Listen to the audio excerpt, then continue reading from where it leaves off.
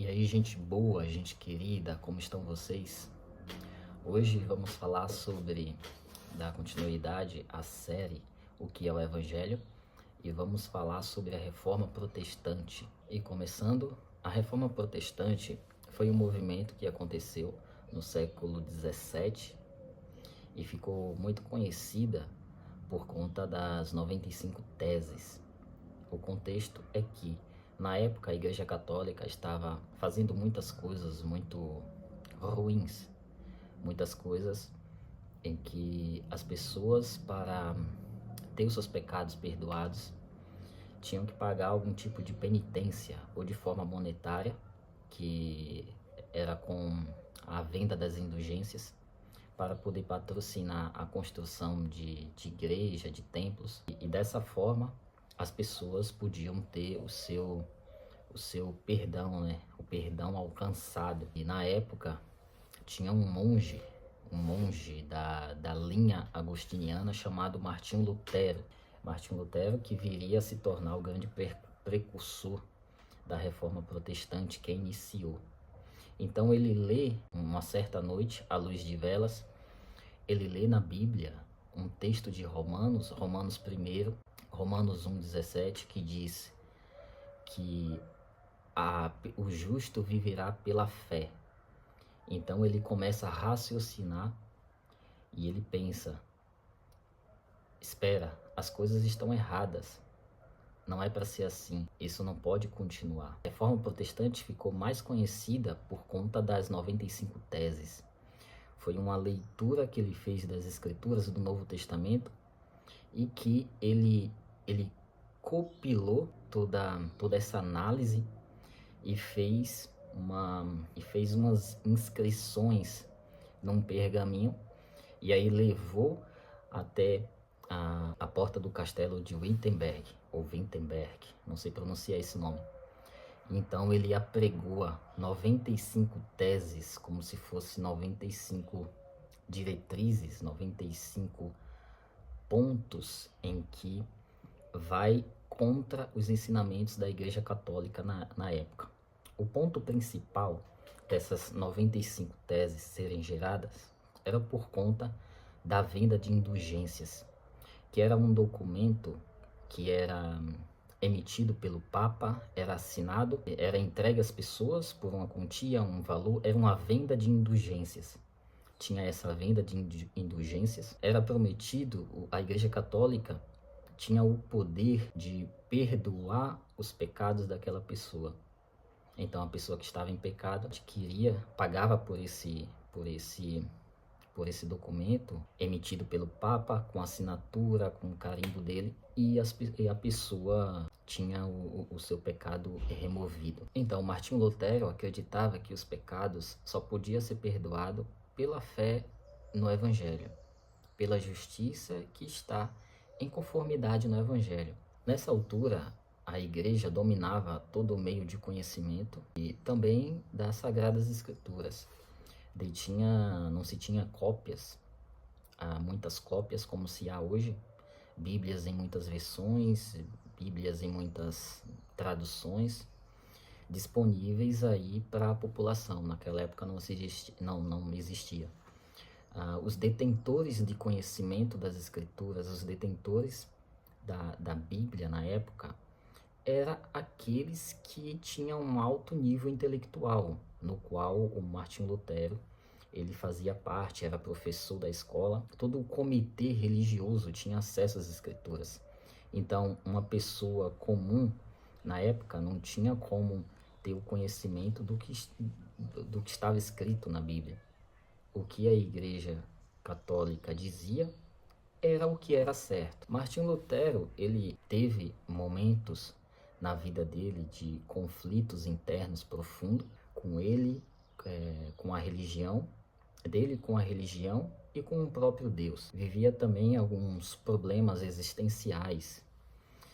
Conta-se que uma noite estava chovendo muito, estava trovejando, ele sentia muito medo e então de repente ele cai no chão e faz uma oração, faz um clamor muito forte naquele momento para a Santa, né? Santa Maria, não me lembro bem, mas ele diz com muito êxito: me salva, por favor, me salva, te suplico.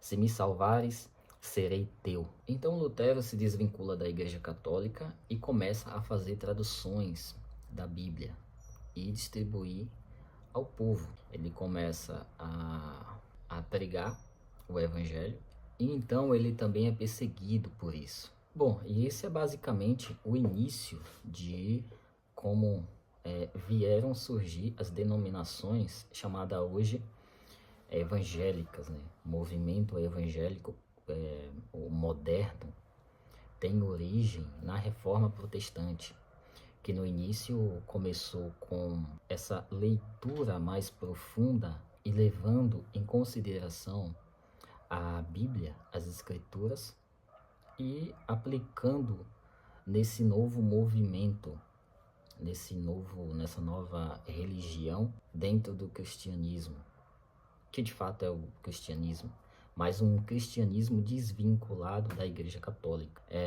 Tem escritos de Lutero que diz que ele não queria de forma nenhuma sair da Igreja Católica. Ele queria reformar ela. Ele queria fazer com que ela tivesse uma visão mais bíblica e que voltasse às Sagradas Escrituras. Mas não foi bem aceito na época. Lutero foi perseguido, foi combatido duramente. Então tem uma famosa frase dele que diz que ele não queria separação, mas a verdade acima de tudo, né? Tem frases de Lutero que diz que ele queria a verdade acima de tudo, né? Acima de qualquer coisa, a qualquer custo. Então começou o movimento protestante e isso ganhou repercussões muito grandes, ganhou escolas muito fortes, como na Suíça com João Calvino, Zwinglio, ganhou um forte impacto com as leituras de João Calvino, Zwinglio, foram os pais da Reforma Protestante, foi quem iniciaram, foi quem introduziram as visões protestantes do Novo Testamento a esse movimento de protesto contra a Igreja Católica e que foram muito, muito, muito importantes nessa época. Tem até aquela coisa, né, que quando os portugueses descobriram o Brasil e os jesuítas foram para o Brasil ensinar a religião católica aos nativos do Brasil, eles foram com aquela coisa de guardar o que era deles, porque o movimento protestante tinha tomado o mundo de uma forma tão avassaladora que já estava nas Américas. E os jesuítas justamente vieram para as Américas para evangelizar os nativos do Brasil com medo de que o protestantismo tivesse tomado ali, ou com medo de uma invasão do protestantismo para colonizá-los, para ensiná-los do protestantismo ao invés do catolicismo para eles, para os nativos. Então, os jesuítas vieram na frente para ensinar o catolicismo aos nativos, com esse medo desse impacto do protestantismo chegasse também na sua colônia recém-descoberta, o Brasil. Esse movimento de repulsa e de revolta contra a Igreja Católica foi muito importante na época, porque levava a verdade para as pessoas que não tinham acesso a ela, no sentido de poder levar para as pessoas o conhecimento das Escrituras. Isso é muito bom, foi muito proveitoso e todo mundo saiu ganhando.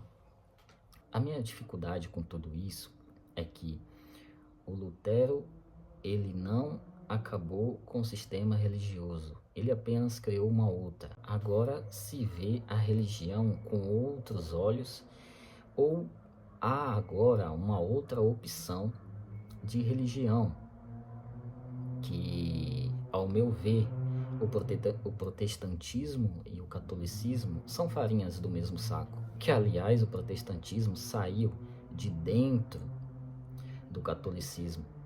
Então, muitas coisas ficaram.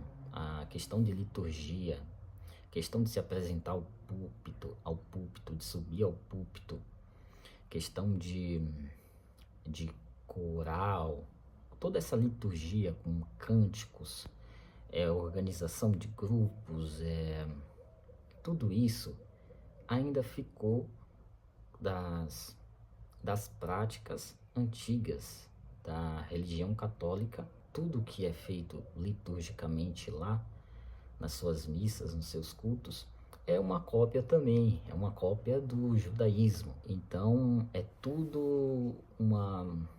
a religião é uma evolução crescente de uma a outra. E Lutero não mudou isso.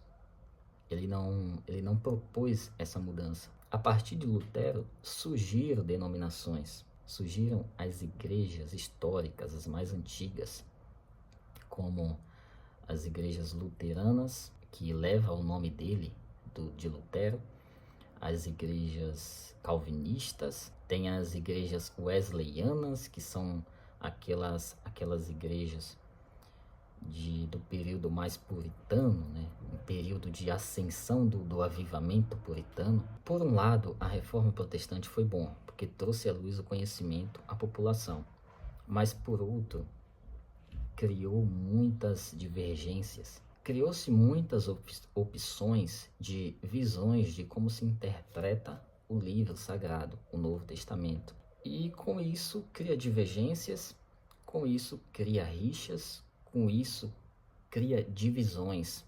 Eu acho que hoje esse daí é o maior argumento da Igreja Católica contra os evangélicos, porque pelo menos eles são um só, né? Eles são a Igreja Católica, né? Mas os evangélicos não se tem um grupo definido, não conseguiram definir ainda um grupo. É muita divisão, é muitas ramificações, muitas leituras diferentes do mesmo livro, do mesmo texto, do Novo Testamento, propriamente dito. Então, com essas leituras diferentes e diversas, há também aquela coisa de você agir, ter modos de vida e tolerâncias diversas também. Então há muita divisão, o que não é nada bom pro evangelho, muita divisão. E toda aquela velha ideia, aquela velha forma de se ler as escrituras sagradas, considerando que a Bíblia é um livro totalmente de Deus de capa a capa. Isso não pode ser. Isso não pode ser.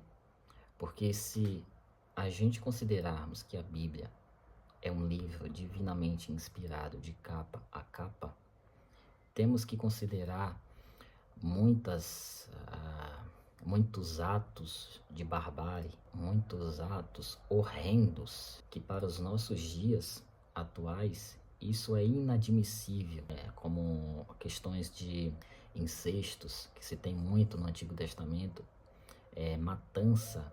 O Antigo Testamento é um livro de muitos derramamento de sangue, de muita guerra. Era um tempo em que se matar o outro não era uma coisa feia, não era uma coisa inadmissível, não era algo que te deixava adoecido, não era uma prática criminosa. Um tempo bastante primitivo ao olhar de hoje. À medida que o tempo se passa, as pessoas vão evoluindo, as pessoas vão melhorando a sua consciência e se adaptando à forma mais humana do ser.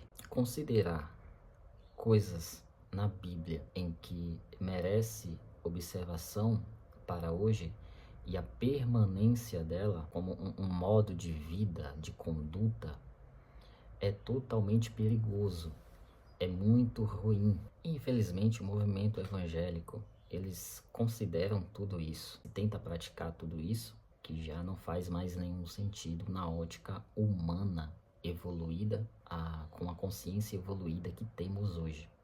Hoje somos muito mais humanos do que pessoas de 3.000 anos atrás, de 2.000 anos atrás.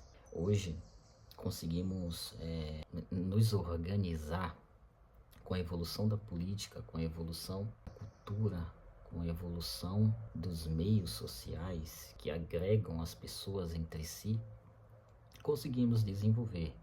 Isso foi um avanço. A pergunta que eu não consigo achar resposta é: por que precisamos de tantas denominações religiosas se temos uma mente evoluída? Temos acesso às escrituras, de ler o Novo Testamento, de ler a vida e obra, tudo que Jesus fez nessa terra, e ainda assim não conseguimos entender nada. Se somos uma mente evoluída de fato, era para entendermos tudo e conseguir viver só com a luz da leitura. Com o nascimento da arte e a atenção voltada para ela, criamos algo único. E isso só foi possível através do tempo, através dessa evolução linear da consciência humana.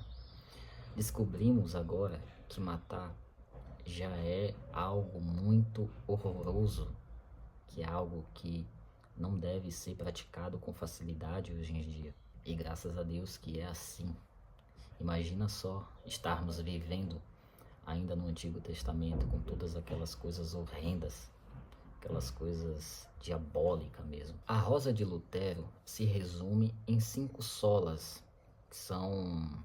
Sola é uma palavra do antigo latim, a língua morta, que não existe mais, que significa somente.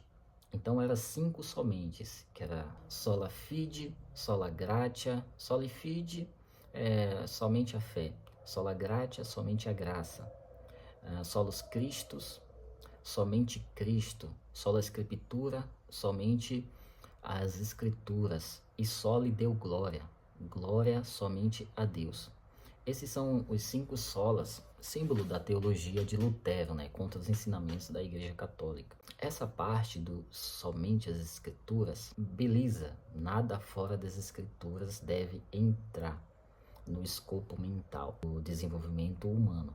Mas esse somente as Escrituras se tornou algo muito exagerado, e somente as Escrituras concernente a observação de toda a Escritura Sagrada, e com esse ajuntamento de Antigo Testamento com Novo Testamento, o que eu acho um erro grotesco da Reforma Protestante. A Igreja Católica, nos tempos atuais, eles fazem uma interpretação muito simples do Antigo Testamento. Aliás, não se debate muito Bíblia na Igreja Católica. Eu acho isso um ponto muito positivo, é muito bom.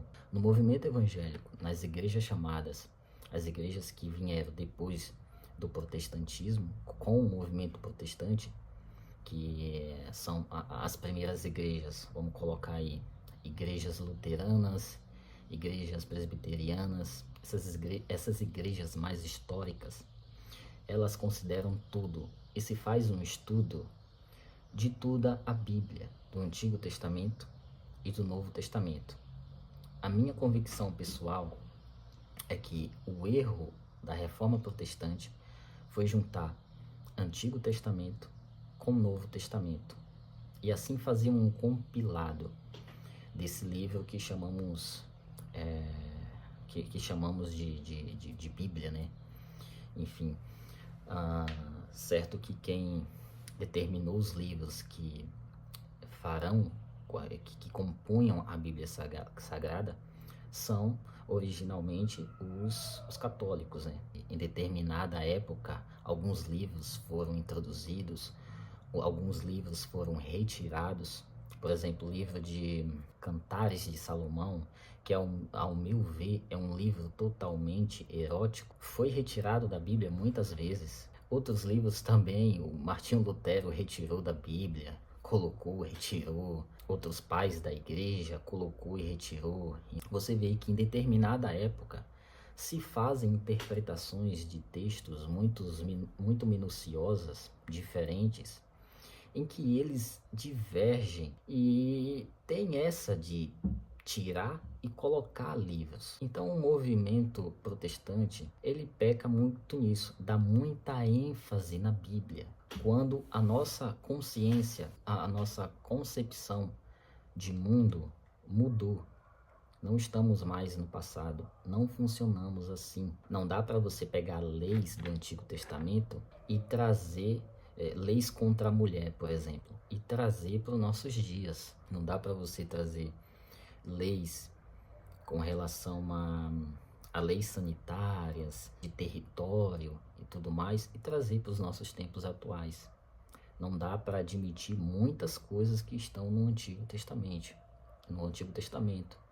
E não dá para admitir também a própria ideia de Deus. A ideia de Deus do Antigo Testamento é a ideia de Deus do Novo Testamento é outro. Você vê que há uma mudança, há uma evolução na consciência humana do Antigo Testamento, nesse período neointestamentário, do Antigo Testamento para o Novo Testamento, em que o Deus do Antigo Testamento as pessoas entenderam como um Deus sanguinário, um Deus que dá o troco, que dá o pago na mesma moeda, um Deus justiceiro, um Deus vingativo. A ideia do Novo Testamento é totalmente diferente, é muito mais simples. É uma ideia de se desapegar para poder se apegar. É uma ideia de só você desapegando que você consegue ficar leve e assim sem bagagem para poder se apegar a Deus. A ideia do Antigo Testamento não é essa. Então essa é uma ideia que eu acho que o movimento protestante peca e muito em considerar a Bíblia por completo, toda. Tem que se conversar a algo que é pertinente só naquele contexto, só naquela época. E a leitura das igrejas protestantes, do movimento evangélico, é uma leitura muito literal de tudo. Esse é um problema. Esse foi uma explicação rápida do início do movimento protestante. Dei algumas informações aqui, muito básicas, do que ocorreu na época e de como as coisas estão nos nossos dias. Então, até o próximo vídeo e dando continuidade a essa série, o que é o Evangelho. Até mais.